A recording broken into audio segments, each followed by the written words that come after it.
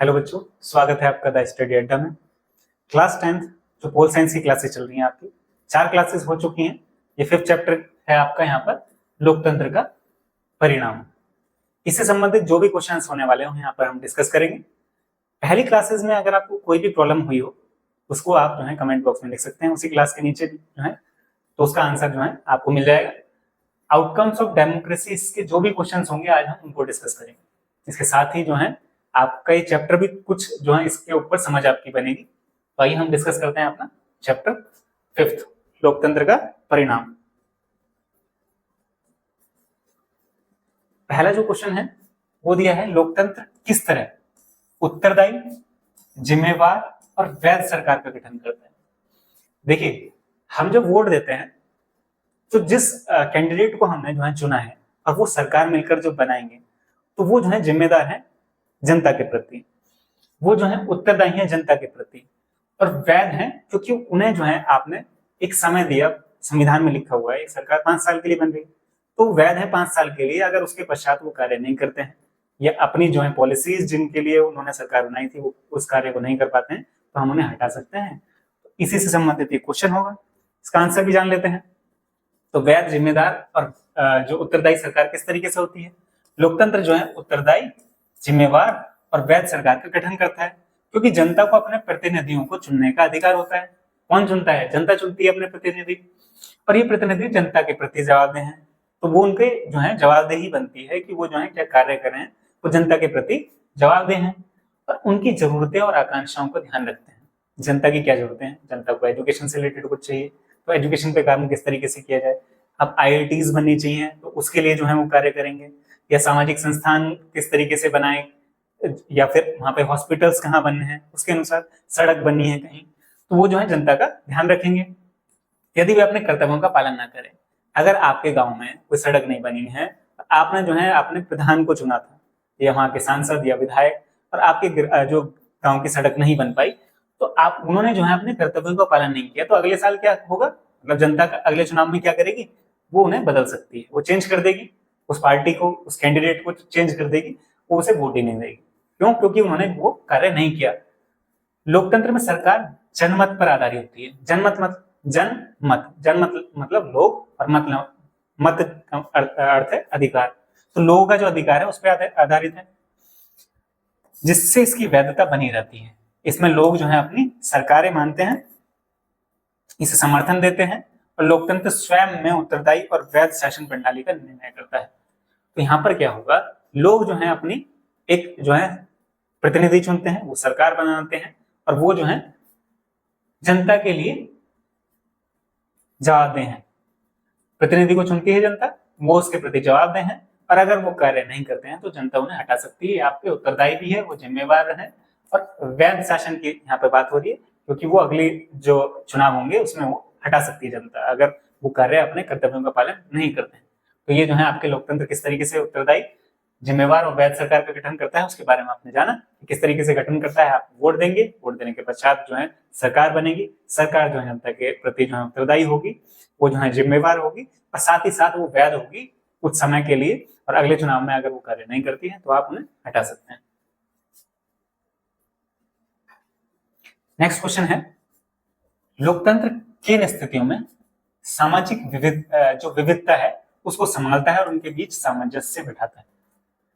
भारत जैसे देश में जहां पर जो है अनेक भाषाओं बोलने वाले लोग, साथ ही साथ विभिन्न धर्मों के रहने वाले लोग, विभिन्न कल्चर हैं यहाँ पर, संस्कृतियों से संबंधित, भाषा से संबंधित, पहनावे से संबंधित, तो इतनी जो विविधता है उसे किस तरीके से बांधता है, संभालता है, उसके मध्य किस तरीके से सामंजस्य बिठाता है। किस तरीके से सामंजस्य बिठाएगा?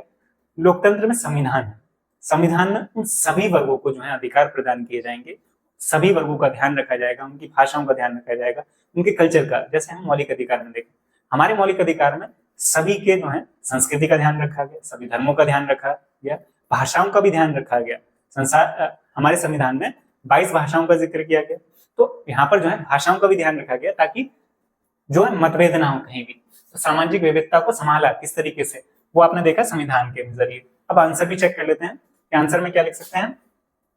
विभिन्न धर्म, जाति, भाषा, संस्कृति के लोगों का एक मंच पर लाता है। लोकतंत्र क्या कर रहा है? विभिन्न जो धर्म है, भाषा है, संस्कृति है, उन सभी को एक मंच पर लेके आता है जहां अपने विचार और समस्याएं व्यक्त कर सकते हैं। लोकतंत्र व्यवस्था संवाद, सहमति और बहस के माध्यम से सभी मतों को स्थान देता है, यानी कि सभी के पास स्वतंत्रता है, सभी जो है अपनी बात को रखने के लिए जो है स्वतंत्र हैं, और इससे टकराव की बजाय समाधान निकलता है। सभी जो है अपने मत रखेंगे और सभी के मतों का जो है स्थान होगा, उससे क्या हो रहा है? टकराव भी नहीं बनेगा कि किसी को जो है अगर अधिकार नहीं दिया बोलने का, अपनी अभिव्यक्ति करने का, तो उससे टकराव होंगे। यहाँ पर हमने सभी को अधिकार प्रदान किया। लोकतंत्र सामाजिक विविधताओं को समायोजित करता है और यह अच्छी तरह से समझ लिया जाता है। जैसे अभी बताया, सारे कल्चर्स हैं, भाषा है, विभिन्न धर्मों को समाहित कर रहा है। लोकतंत्र केवल बहुमत का शासन नहीं है। देखिए, हमारे यहाँ भी जो अल्पसंख्यक हैं और बहुसंख्यक हैं, अल्पसंख्यकों के हितों का ध्यान रखा गया, उनको संविधान में कुछ जो है अधिकार भी प्रदान किए गए। तो ये जो है सिर्फ बहुमत का शासन नहीं है। यहाँ पर बहुमत का शासन केवल एक धार्मिक या सामाजिक समुदाय का शासन नहीं है, वही कि किसी एक समुदाय, किसी एक धार्मिक समुदाय का सिर्फ शासन नहीं है। यहाँ पर जो है बात की गई बहुमत का शासन। बहुमत के शासन में वो जो है सभी लोगों को अधिकार दिया गया, जैसे अल्पसंख्यकों को भी, महिलाओं को भी, और जो है जो अन्य लोग हैं उन सभी को समाहित किया गया इसके अंतर्गत। तो ये जो है किस तरीके से सामाजिक विविधताओं को सामंजस्य से बैठाया। जैसे आप देखें, अगर लोकसभा में जो सीट्स हैं, कितनी सीट्स हैं लोकसभा में? 543 सीट्स हैं। तो 543 सीट्स में उसमें एसटी के लिए भी रिजर्व की, एससी के लिए भी रिजर्व की, फीमेल्स के लिए आगे आप देखेंगे कि फीमेल्स के लिए भी रिजर्व की जा रही है 33%। तो सभी को समाहित करने, सभी जो सामाजिक विविधता है उसको जो है ध्यान रखकर, सामंजस्य से बिठाकर किस तरीके से जो है लोकतंत्र संभालता है, वही हम यहाँ पर बात कर रहे थे। ठीक है जी, तो आपको क्लियर हुआ होगा कि विभिन्न धर्म, जाति, भाषा, संस्कृति को किस तरीके से लोकतंत्र जो है एक मंच पर लेके आता है और उन सभी का जो है किस तरीके से ध्यान रखता है और किस तरीके से सामंजस्य बैठाता है।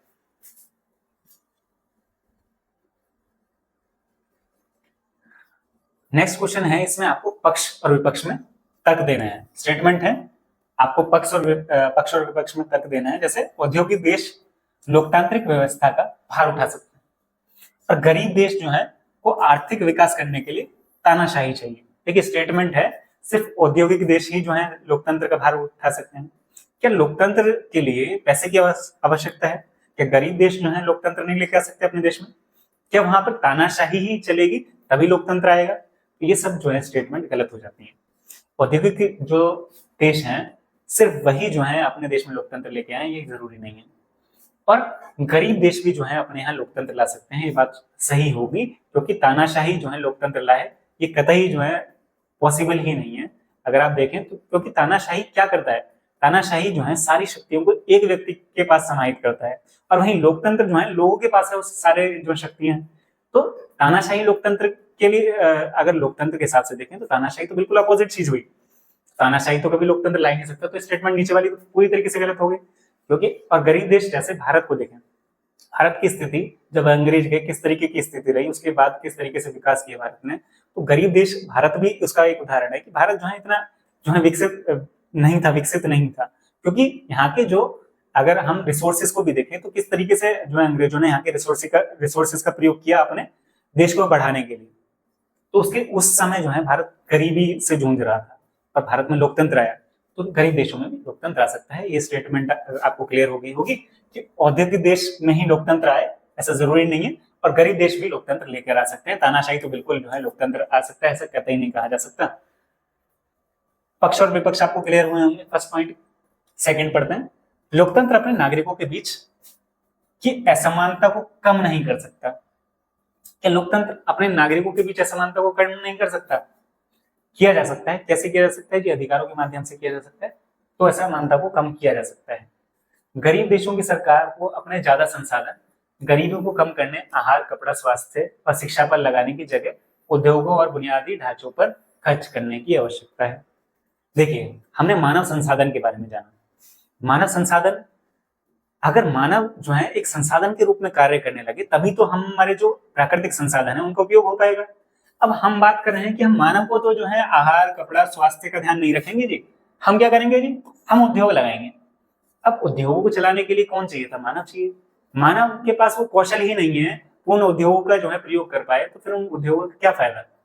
पहले हमें उस जनता को, जो लोग रह रहे हैं, उनको खाना, कपड़ा, स्वास्थ्य की देखभाल की जाए और शिक्षा प्रदान की जाए, उद्योगों से संबंधित ही अगर हमें चाहिए तो औद्योगिक कौशल दिया जाए, तभी इसका फायदा है। तो ये भी जो है, जो ज्यादा संसाधन है हमें इसी चीज पर लगाने की जरूरत है, गरीबी को कम करने की जरूरत है, शिक्षा पे, स्वास्थ्य पे, कपड़े पे लगाने की और आहार पे लगाने की जरूरत है, उद्योगों पर खर्च करने की जरूरत नहीं है। तो ये जो है यहाँ पर ये भी पॉइंट गलत हो जाता है। नेक्स्ट है, नागरिकों के बीच आर्थिक समानता अमीर और गरीब दोनों तरीके के लोकतांत्रिक देशों में है। यहाँ पे नागरिकों के बीच आर्थिक समानता अमीर और गरीब दोनों तरीके के लोकतांत्रिक देशों में है। आर्थिक समानता है क्या? आर्थिक समानता चाहे वो अमीर देश हो चाहे गरीब देश हो, आर्थिक समानता नहीं हो पाई है ये। क्यों? क्योंकि यहाँ सरकार जो है या संसाधन में जो है, लोकतांत्रिक देश जो है, चाहे वो अमीर हो चाहे गरीब हो, अगर वो जो है अपने संविधान में प्रयास कर सकते हैं, पर पूर्ण रूप से उसका एग्जीक्यूशन पे डिपेंड करता है। हमारे यहाँ अल्पसंख्यकों को अधिकार दिए गए, बहुत सारे अधिकार दिए गए, क्या अल्पसंख्यक जो है अभी भी उस स्थान पर पहुंच पाए जहां पर जो है हमारे संविधान निर्माता ने सोचा था? जो अधिकार प्रदान किए गए थे, उन्होंने ये सोचा था कि जो अल्पसंख्यक हैं या जो हमारे यहाँ अनुसूचित जाति, जनजाति के या फिर जो आदिवासी लोग हैं, वो उस जो परिस्थिति है उनसे उभर कर जो है विकास में, भारत के विकास में सहयोग कर पाए। परंतु आज भी जो है हम कुछ ऐसी जो है खबरें पढ़ते हैं, जब सुनते हैं या अखबारों में देखते हैं, जो है हमें शर्मिंदा करते हैं कहीं ना कहीं। क्यों? क्योंकि वो आर्थिक समानता नहीं आ पाई। तो ये पॉइंट भी हमारा गलत हो जाता है। नेक्स्ट है, लोकतंत्र में सभी को एक वोट का अधिकार है। इसका मतलब लोकतंत्र में किसी तरह का प्रभुत्व और टकराव नहीं होता। देखिए, लोकतंत्र में राजनीतिक अधिकार हमें दिया गया। किस चीज का राजनीतिक अधिकार दिया गया जी? वोट का अधिकार दिया गया। वोट का अधिकार तो हम सभी के पास है, परंतु यहाँ पर जो है बात की गई, लोकतंत्र में किसी भी तरीके का टकराव नहीं होता। टकराव तो होता है, टकराव जो है वो होगा ही, वो होता भी है। सिर्फ वोट का अधिकार है हमारे पास, राजनीतिक अधिकार है। तो आगे जो है इनके आंसर जो है हमने डिस्कस तो कर लिया, एक बार आंसर भी देख लेते हैं। लोकतांत्रिक देश लोकतांत्रिक व्यवस्था का भार उठा सकते हैं और गरीब देश नहीं उठा सकते, और वहां पे तानाशाही हो। तो ये बात सच नहीं है, क्योंकि गरीब देश में भी लोकतंत्र के तहत समृद्ध हुए हैं, जैसे भारत, हमने बात की थी। अमीर देश जो लोकतांत्रिक बने रहे, अमीर देश लोकतांत्रिक बने रहे, और तानाशाही अल्पकालिक स्थिरता ला सकती है, कुछ समय के लिए तो स्थिरता ला सकती है, परंतु अक्सर ये क्या होता है, इसमें दमन और असमानता की ओर ले जाती है।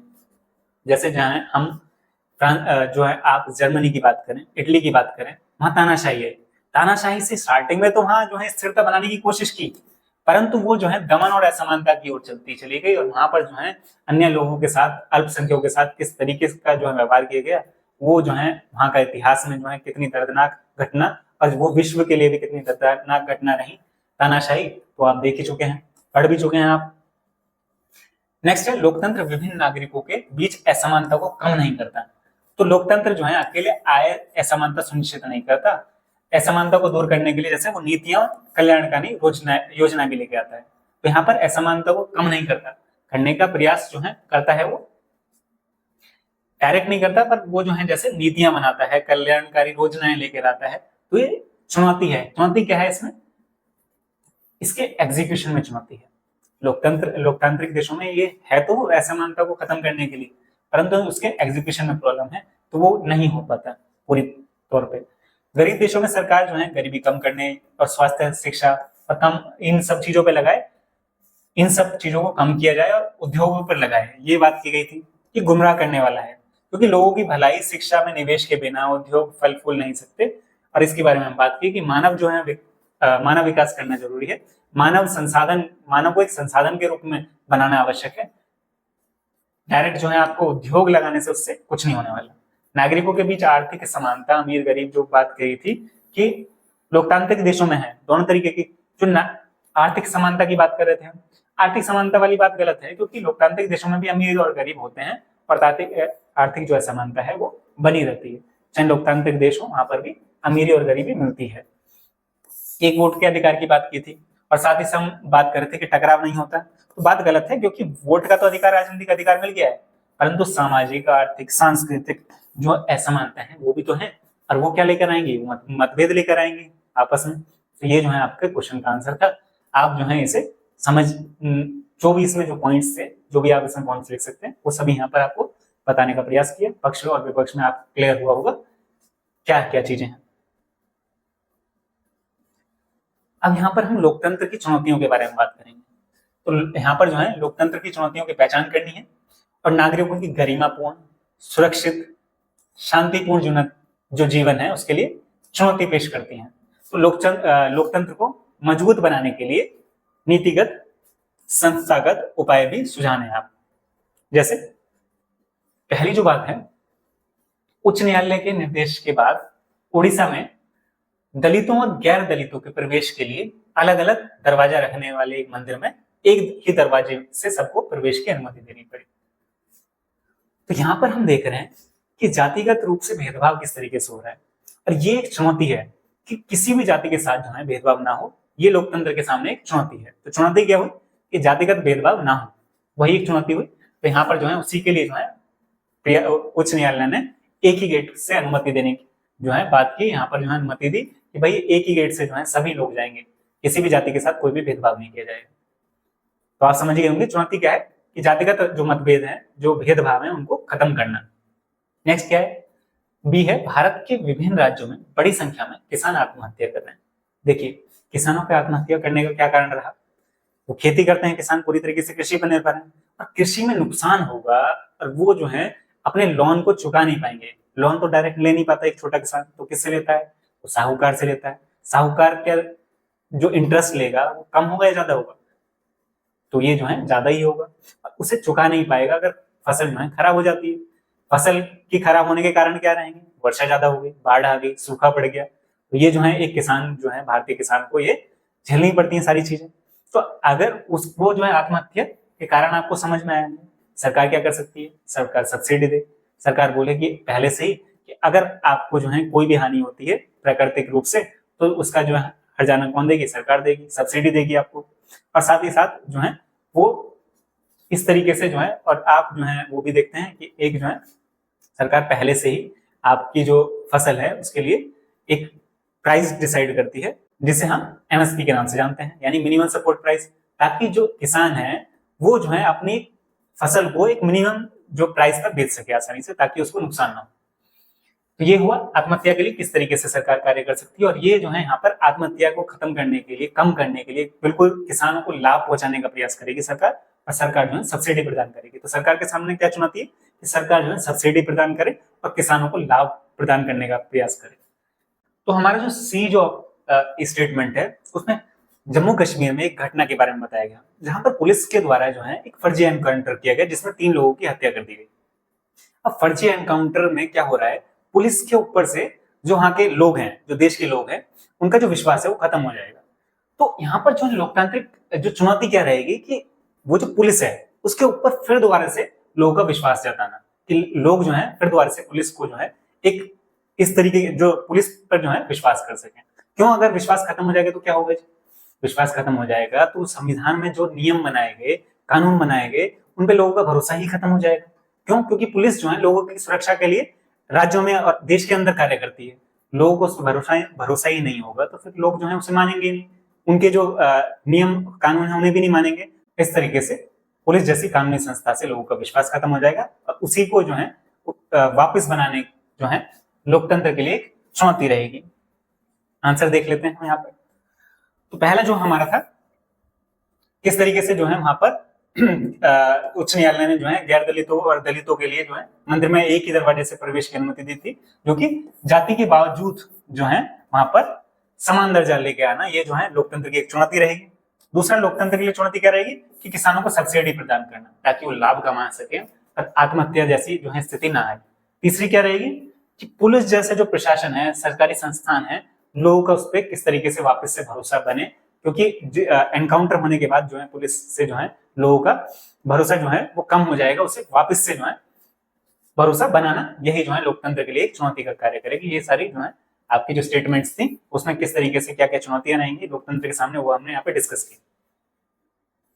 अब नेक्स्ट क्वेश्चन है हमारा लोकतांत्रिक संस्थाओं से संबंधित, लोकतांत्रिक व्यवस्थाओं से संबंधित, कि ये लोकतांत्रिक व्यवस्थाओं में क्या सही है आपको बताना है। व्यवस्थाओं के सफलतापूर्वक क्या क्या चीजें हैं, लोगों के बीच टकराव को समाप्त कर दिया है क्या? लोकतांत्रिक जो व्यवस्थाओं ने लोगों के बीच जो टकराव को समाप्त कर दिया है, लोगों के बीच टकराव को तो समाप्त पूरी तरीके से नहीं किया है, ये हमारा पहला पॉइंट गलत हो जाएगा। क्यों क्यों नहीं खत्म हुआ है? क्योंकि सामाजिक आर्थिक जो है हमारे बीच में जो असमानता है वो जो है टकराव को हमेशा वो टकराव होते ही रहेंगे उसकी वजह से, क्योंकि सामाजिक और आर्थिक रूप से हम जो है समान नहीं है। तो टकराव का कारण भी आपने जान लिया, तो पहला ऑप्शन गलत हो गया कि लोकतांत्रिक व्यवस्थाओं के संबंध में लोगों के बीच की आर्थिक असमानता समाप्त कर दी है। तो आर्थिक असमानता जो है समाप्त हो गई है क्या लोकतंत्र में? लोकतांत्रिक संस्थाओं ने पूरी तरीके से ये जो है इसके लिए जो है प्रयास किए गए। जो मनरेगा स्कीम है आप देखते हैं तो उससे जो है प्रयास किया जा रहा है कि जो वो तबका हमारे यहाँ जो गरीब तबका जो कि एक भोजन की भी उपलब्धता नहीं है, जिसके पास एक समय का भोजन भी जो है इकट्ठा नहीं कर पा रहा, उसके लिए पैसे नहीं कमा पा रहा है, उसको जो है एक ऐसा रोजगार उपलब्ध कराना ताकि वो अपना भोजन सुनिश्चित कर सके, एक समय का 2 समय का। तो आर्थिक असमानता पूरी तरीके से समाप्त नहीं हुई है, तभी मनरेगा। और साथ ही साथ आप देखते हैं राशन मिलता है, सरकार की तरफ से राशन दिया जा रहा है। क्यों दिया जा रहा है? क्या आर्थिक समानताएं हो चुकी हैं? हम समान रूप से सभी आर्थिक रूप से सेम है? नहीं है। तभी तो जो है अगर आप देखें अभी जो है कुछ आंकड़े भी हम बात करें तो 140 करोड़ जनता में से हम अब सरकार बात कर रही है कि 80 करोड़ जनता को हमने राशन दिया। अब 80 करोड़ जनता को अगर राशन दिया जा रहा है तो क्या हम आर्थिक रूप से समान है? तो ये भी पॉइंट क्लियर हो गया होगा आपको कि आर्थिक रूप से समान नहीं है। हाशिए के समूह से कैसा व्यवहार हो, इस बारे में सारे मतभेद मिटा दिए गए। अब हाशिए के समूह यानी कि जो अल्पसंख्यक है, जिनके पास जो बिल्कुल ही जो है हाशिए पर हैं, उनके साथ कैसा व्यवहार हो, इस बारे में सारे मतभेद मिटा दिए गए। सारे मतभेद पूरी तरीके से मिट गए हैं, ये बात कहना पूर्ण रूप से गलत होगा, क्योंकि सारे मतभेद नहीं हटा सकते। क्योंकि मतभेद अगर आप न्यूज़पेपर खोलें, आज ही आप जब ये वीडियो देख रहे हैं इसके बाद जो है जाएं, आपके यहाँ जो भी न्यूज़पेपर उपलब्ध हो, अगर घर में नहीं आता है तो आप लाइब्रेरी में देखें या आस पड़ोस से लें, आप उनमें जो है जाएंगे तो आपको दिख जाएगा कि किस तरीके से कुछ समूहों के साथ जो व्यवहार की बात की गई संविधान में वो अभी भी हाशिए पर किस तरीके से आपको दिखाई देंगे। तो पूरी तरीके से मतभेद नहीं मिटे हैं, वो कहीं ना कहीं अभी भी हमारे समाज में है। और वो समाज में किस तरीके से मिटेंगे? जब बच्चे शिक्षित होंगे, तो आप जब शिक्षित होंगे तो आपको जो पढ़ाया जा रहा है वो इसी वजह से तो पढ़ाया जा रहा है ताकि आप संविधान को समझ सकें, आप जो है ये सारे मौलिक अधिकार को समझ सकें कि हर जो व्यक्ति है भारत में उसके पास मौलिक अधिकार है, उससे समान रूप से मानेंगे, चाहे वो गरीब हो चाहे वो अमीर हो। तो आप जब ये समझ लेंगे तो जो मतभेद हैं ये कुछ कुछ हद तक धीरे धीरे समाप्त हो जाएंगे। इसी तरीके से लास्ट राजनीतिक गैर बराबरी के विचार को समाप्त कर दिया है। यहाँ पर हम बात करेंगे किसकी? वोट की। तो सभी को वोटिंग राइट दिया गया, तो राजनीतिक रूप से सभी को समानता प्रदान की गई। अब वो व्यक्ति चाहे वो गरीब हो चाहे अमीर हो, उसकी एज होनी चाहिए 18 से ऊपर। 18 से ऊपर हो जाएगी तो उसका जो है एक पहचान पत्र बन जाएगा जिसके आधार पर वो वोट दे सकता है। और वो सभी नागरिकों के लिए है, चाहे वो जो है गरीब हो, कितना ही गरीब हो, चाहे वो कितना ही अमीर हो। हमारे यहाँ लाखों करोड़ों का बिजनेस करने वाले अरबपति भी हों, और चाहे वो एक समय का भोजन जो प्राप्त करने के लिए जो बहुत कष्ट झेल रहा है एक व्यक्ति, वो भी जो है वोट देगा। तो दोनों ही इसमें कैटेगरी में आएंगे। तो राजनीतिक जो गैर बराबरी थी उसे समाप्त कर दिया गया है। तो यही आपका पॉइंट जो है सही है और सब गलत है। तो ये जो है आप आंसर में भी देख सकते हैं। तो डी जो ऑप्शन है आपका करेक्ट हो जाता है यहाँ पर, क्योंकि लोकतंत्र में सभी नागरिकों को समान राजनीतिक अधिकार मिलते हैं। और वो कौन सा अधिकार है? मतदान का अधिकार, और प्रतिनिधित्व का अवसर भी मिलता है आपको। तो ये जो है आपका पॉइंट क्लियर हो गया। तो हमारा जो है फोर्थ ऑप्शन करेक्ट हो जाता है। तो क्वेश्चन जो 6 है हमारा, यहाँ पे लोकतंत्र के मूल्यांकन की बात की है कि लोकतंत्र के मूल्यांकन के हिसाब से हमें बात करनी है कि इनमें से कौन सा एक लोकतांत्रिक व्यवस्थाओं के अनुरूप नहीं है। अगर हम लोकतंत्र का मूल्यांकन करें तो यहाँ पर जो विभिन्न जो लोकतांत्रिक व्यवस्थाएं होती हैं उनके अनुरूप नहीं है। लोकतांत्रिक व्यवस्थाओं में इनमें से कौन सा पॉइंट जो है वो लोकतंत्र के मूल्यांकन जब आप करेंगे तो व्यवस्थाओं जो है लोकतांत्रिक व्यवस्थाएं उनके अनुरूप नहीं होगा। तो लोकतंत्र में अगर हम बात करें स्वतंत्र और निष्पक्ष चुनाव होते हैं क्या? तो लोकतंत्र में स्वतंत्र और निष्पक्ष चुनाव होते हैं, बात तो बिल्कुल सही है। क्यों? क्योंकि वहां पर जो है हमारे यहाँ भी जो है अगर हम बात करें कि चुनाव आयोग जो है चुनाव किस तरीके से कराता है, वो स्वतंत्र और निष्पक्ष तौर पर चुनाव किए जाते हैं। वो एक अलग संस्था है जिसको जो है कुछ शक्तियां प्रदान की गई हैं ताकि वो स्वतंत्र और निष्पक्ष रूप से चुनाव करा सके। व्यक्ति की गरिमा की बात करें, चाहे व्यक्ति की गरिमा के बारे में बात करें तो व्यक्ति के पास उसके साथ कोई भी असमानता ना हो, उसको जो है अवसर की स्वतंत्रता की बात करें तो लोकतंत्र के मूल्यांकन के साथ ये भी पॉइंट सही है। अब थर्ड पॉइंट जो है हमारा बहुसंख्यकों का शासन। अब यहाँ पर बहुसंख्यकों के शासन से संबंधित देखिए, बहुसंख्यकों का शासन हो सकता है परंतु वो पहली बात तो जब चुनाव हो और उन्हें जो है लोगों ने चुना हो, पहली बात तो ये होगी, बहुसंख्यकों का शासन होगा। फिर इसके अंतर्गत अब वो किस तरीके के फैसले लेते हैं उस पर भी निर्भर करता है। वो क्या सिर्फ बहुसंख्यकों के हितों के लिए जो है फैसले ले रहे हैं, या फिर सभी, चाहे महिला हो चाहे अल्पसंख्यक हो, उन सभी के हितों का ध्यान रख रहे हैं, तो उनके फैसलों पर निर्भर करेगा। तो यहाँ पर ये जो पॉइंट है ये हमारा गलत हो जाता है, क्योंकि ये इसके अनुरूप नहीं होगा। अब कानून के समक्ष समानता, कानून के समक्ष अगर समानता की बात करें तो कानून के समक्ष जो है सभी जो लोग हैं वो समान है। उसके लिए जो है कानून के लिए सभी लोग जो है, चाहे अमीर हो चाहे गरीब हो, सभी, चाहे महिला हो पुरुष है, वो सभी समान है। तो ये जो है हमारे थर्ड पॉइंट है, वो बहुसंख्यकों का जो शासन है वो जो है लोकतंत्र के मूल्यांकन के लिहाज से लोकतांत्रिक जो व्यवस्था है उनके अनुरूप नहीं है, क्योंकि लोकतंत्र में केवल जो है बहुसंख्यकों का शासन नहीं होता, बल्कि अल्पसंख्यकों के अधिकार और सभी नागरिकों की समानता का सम्मान भी होता है। चाहे अल्पसंख्यकों के अधिकार की बात की हो, उनका भी जो अधिकार है उनका भी ध्यान रखा जाएगा, और साथ ही साथ जो नागरिकों की समानता है उसका भी ध्यान रखा जाएगा। तो ये जो हमारा पॉइंट है वो लोकतंत्र के मूल्यांकन के हिसाब से देखें तो हमारी जो लोकतांत्रिक व्यवस्था है उनके अनुरूप नहीं है, थर्ड पॉइंट, और सभी करेक्ट हो जाते हैं आपके फर्स्ट, सेकंड और फोर्थ।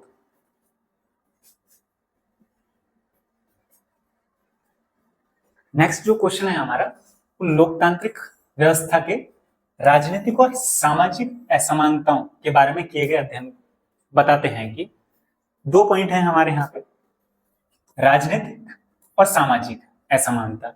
लोकतांत्रिक व्यवस्था में राजनीतिक और सामाजिक असमानता को देखना है हमें। उसके अध्ययन बताते हैं, क्या अध्ययन बताते हैं? लोकतंत्र और विकास साथ ही चलते हैं। देखिए, विकास जो है आर्थिक तौर पर हम बात कर रहे हैं, हमें बात करनी थी राजनीतिक और सामाजिक असमानताओं की। विकास की बात करेंगे तो हम आर्थिक जो है असमानता की तरफ चले जाएंगे या समानता की तरफ चले जाएंगे, तो पहला पॉइंट हमारा गलत हो जाता है। अब हम सी और डी पॉइंट में देखें तो तानाशाही में असमानताएं नहीं होती हैं। तानाशाही की तो हम बात नहीं कर रहे हैं, हम बात कर रहे हैं लोकतांत्रिक व्यवस्था की। तो तानाशाही लोकतांत्रिक व्यवस्था में तो नहीं आती है।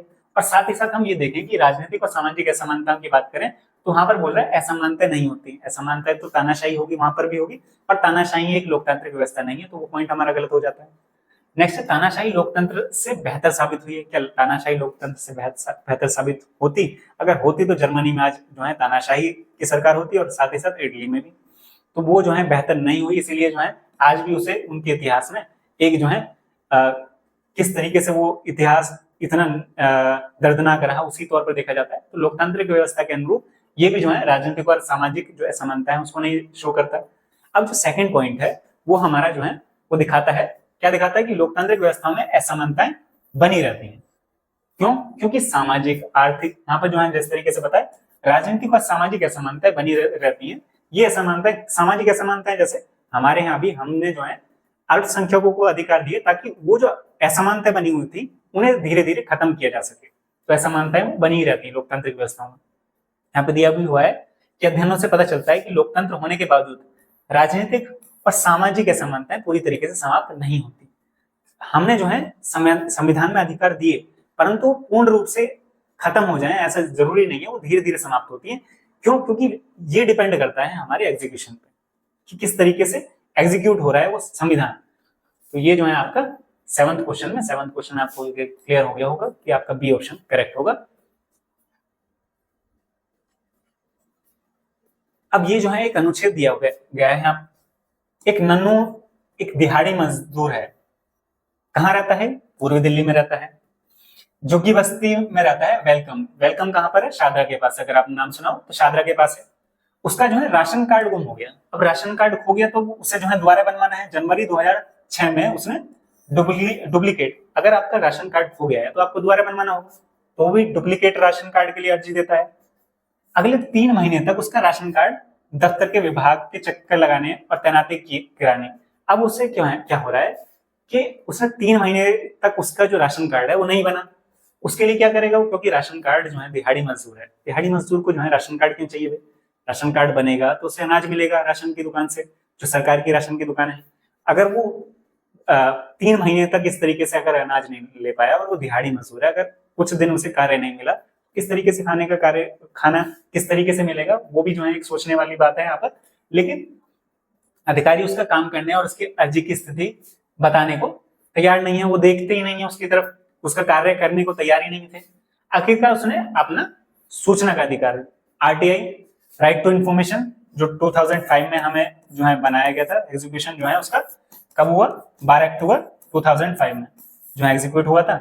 उसने अपने सूचना के अधिकार का प्रयोग किया, तो उसने जो है वहां पर ब्यौरा देने का आवेदन किया और अर्जी पर काम करने वाले अधिकारियों के नाम, काम न करने की सूरत में उनके खिलाफ होने वाली कार्रवाई का ब्यौरा भी मांगा। क्यों?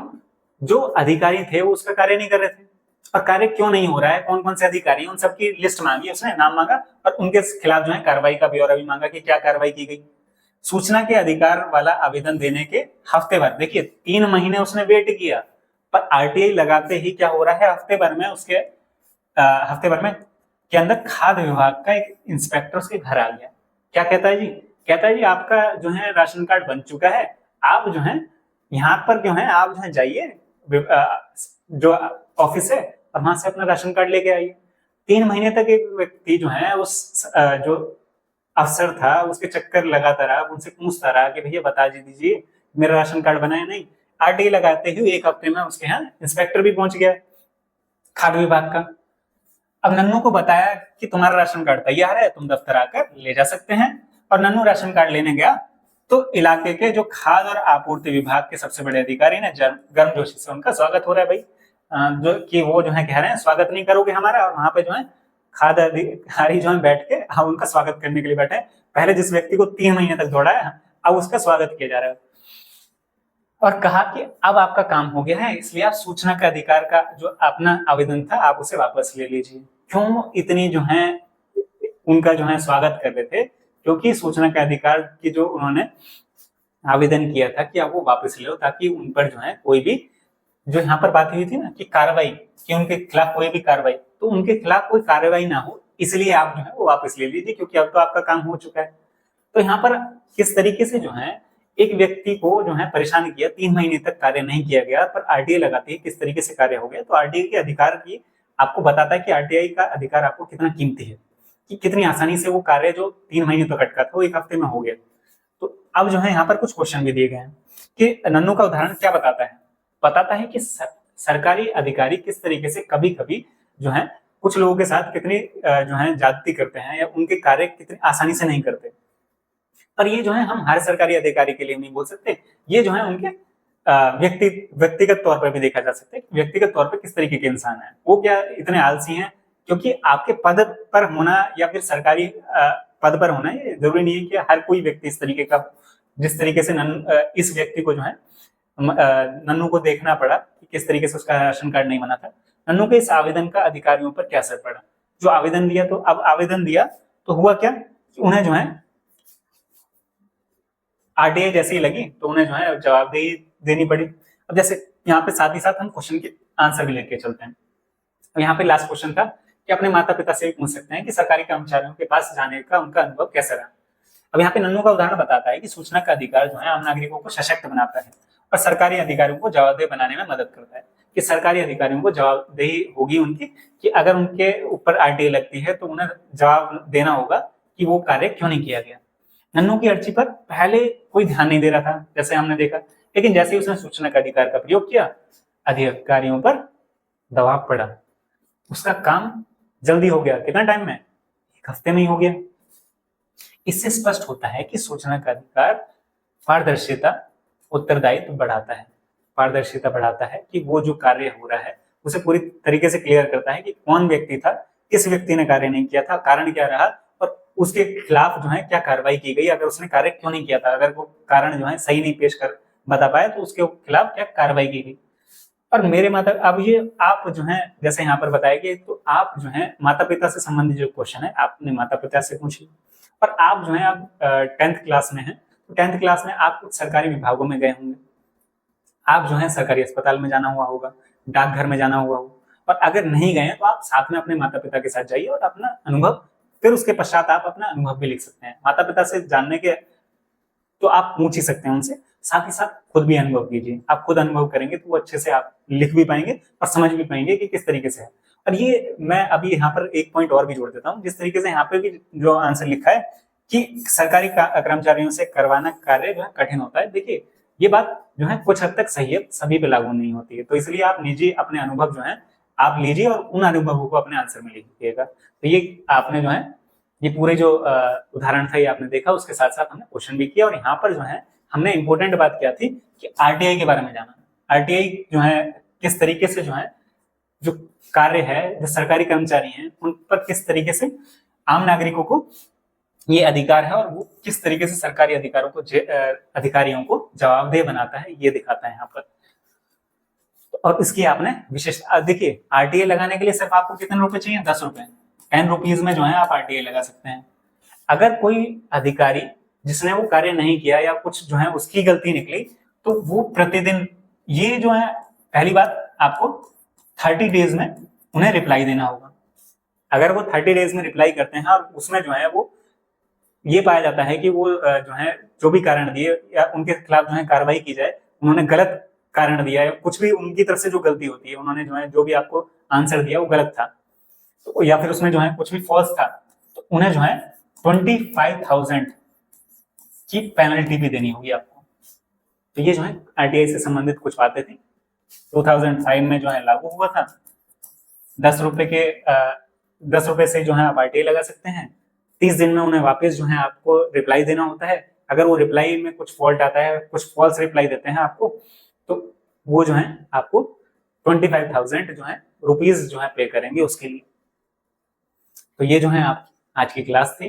ये आपकी क्लास जो 10th है उसकी पोल साइंस के 5 चैप्टर्स आपके कवर हो चुके हैं, उसके सारे क्वेश्चन आंसर आपके कवर हो चुके हैं, और ये जो है आपको कुछ समय बाद आपको एक मैराथन के रूप में भी मिलेगा। तो आपको अगर हमारी क्लास पसंद आ रही है तो आप जो है अपने जो दोस्त हैं उनके साथ शेयर कीजिए, वीडियो को लाइक कीजिए, चैनल को सब्सक्राइब कीजिए। थैंक यू गाइस, जय हिंद।